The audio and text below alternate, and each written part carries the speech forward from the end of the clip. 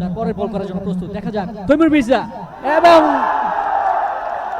স্কোয়ারের উপর দিয়ে বিশাল সিক্স তৈমুর মির্জার কাছ থেকে আমরা দেখতে পেলাম। অলরাউন্ডার নাজমুল তিনিও অভিষেক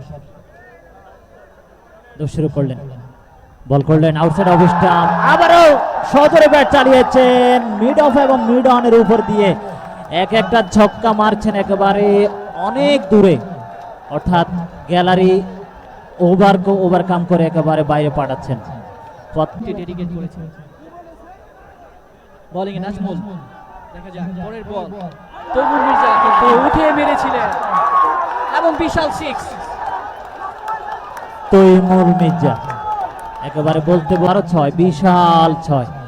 তবে নাজমুল যে খুব একটা ভালো বল করছেন আমি সেটাও বলবো না, একবারে স্লটে দিচ্ছেন, অর্থাৎ একজন ব্যাটসম্যানের যে বলটা খুবই ফেভারিট এবং খুবই পছন্দনীয় সেই বলটাই করছেন, একবারে স্লটে দিয়েছেন, সেটাই